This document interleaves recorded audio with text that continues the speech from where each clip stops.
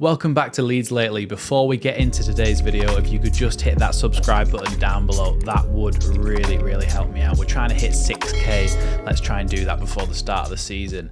Now, officially, Daniel Farke has been announced.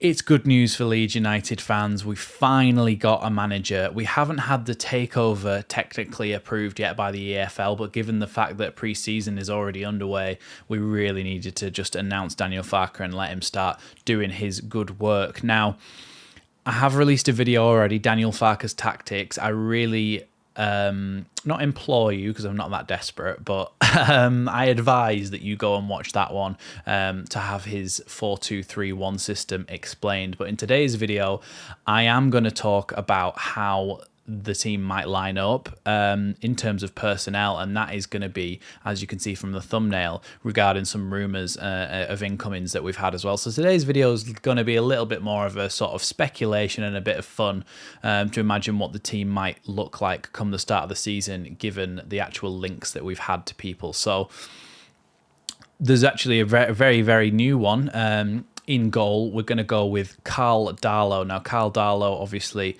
has been at Newcastle for a number of years.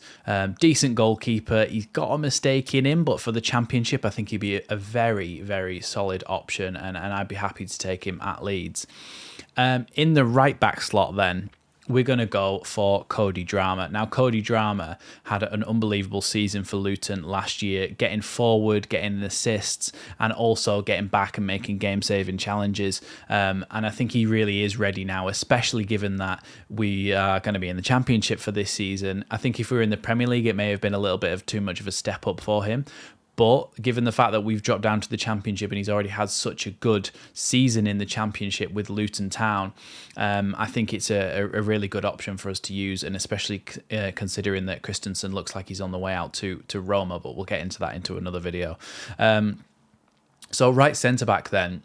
Originally, I was thinking that Charlie Cresswell should start there, but then I did think about the balance between having two real youngsters in Drameh and Cresswell next to each other, and I think Cresswell has a well-earned spot on the bench. And in fact, I will be putting there from the thumbnail Nat Phillips. Now, Nat Phillips from Liverpool has played a little bit of championship football with Bournemouth. He is a sort of ball-playing centre-back. He's tall, he's big, he's strong, he can win headers, and he's also very good with his feet, and he can bring the ball out. Now, if you've seen the Farke Tactics video I did, or you want to go and check that out, I talked about how he likes his centre-backs when the opposition might be pressing to be an option of an outball, basically for them to carry it themselves. Now, we saw that under Bielsa a little bit with people like Ben White carrying the ball into midfield and charging out. That's the sort of thing you'd expect to see from somebody like Nat Phillips, and especially under a manager like Daniel Farke. So I think Nat Phillips would actually be a really good signing for Leeds in that role in the Championship. The left centre-back then is, if we can keep hold of him, and I think we will, Maximilian Verber. I think last season he was by far our best centre-back at the club. I think he provides leadership, strength, good passing. He could also bring the ball out from the back, given that he's played a lot of left back as well. So I think, yeah, it's going to be a good option to have Verber alongside Nat Phillips in there. I think that would make for a really solid defence and a bit more experience as well, especially if you're going to have somebody a bit more inexperienced like Drameh at right back. The left back role then, I think there's certainly a spot on the bench for Leo Hjelde, who's had a really good season at Rotherham. But I think who I'm going to put in for my team here is Ryan Manning from Swansea. Now, Ryan Manning is a proven Championship left back who can get forward, who can defend. He's nothing off the charts, but he's a decent player. He's a solid Championship player, and his contract is up in a year's time, so we could get him for pretty cheap. Now, when we move into midfield, we're going to talk about some more exciting signings. Now, one of them's in the thumbnail, and that is Gustavo Hamer from Coventry City, and Coventry did really well to get to the Championship. The Championship playoffs. But Hamer was an outstanding part of that, and this season he'd played 40 games in central midfield, only 2 in defensive midfield, but I think given the fact that this is going to be quite a flexible system and quite an attacking system, I think he could go really well in one of those holding midfield spots, if not just a little bit forward of that, being able to carry the ball out, tough tackling, good shooting from distance. I think Gustavo Hamer would be a really good signing in there.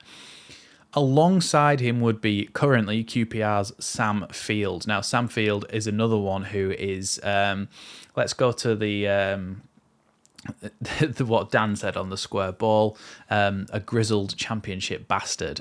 He's not the oldest player in the world, but he has been around for a good few years, and a lot of people like him at QPR. He's a decent championship midfielder, good holding midfielder as well, and I think he'd do a job in there. A bit of strength, a bit of tidiness on the ball, much like what you get from Forshaw, but with a bit more legs and an ability to stick a tackle in as well. So I think Sam Field would actually be a really, really good signing in there.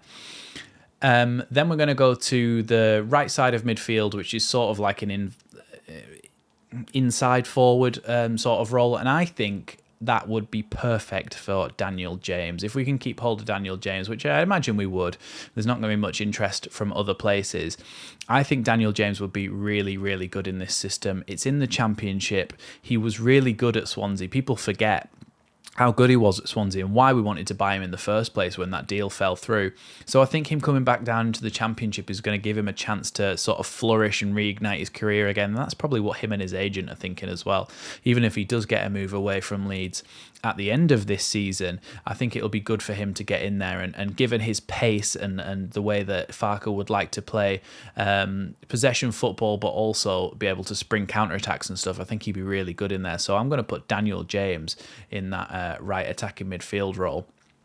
And we're going to go all the way over to the left. Now, the left side is a little bit more up in the air for me because Gnonto hasn't gone and neither has Somerville, but for me, it's one of them. Whichever one stays. So we're going to say Gnonto / Somerville. If we could keep both, I would choose to have Gnonto in there. So I'm going to put Gnonto in there for now, but just know that if one of them goes and we keep the other one, it would have been the other one that I would like to put in there. Now, the number 10 role, and a lot of people have been saying we need to go out there and buy a good number 10. And yes, maybe we do need to strengthen our ranks a little bit in that respect.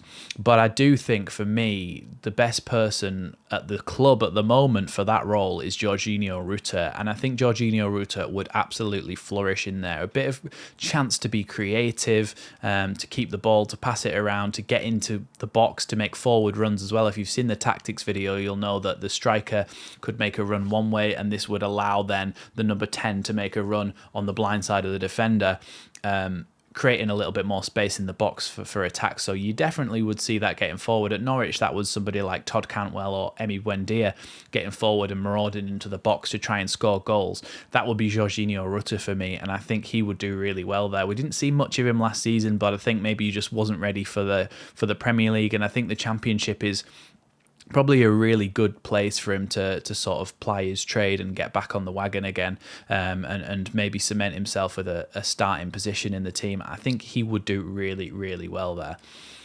The last one, and the one everybody loves, the striker. Now, I think Patrick Bamford's on the way out, and I think it's probably the end of his time at Leeds United, and I thank him for his service, but we've been linked with Joel Pirot, but it seems like it's more of a Leicester thing.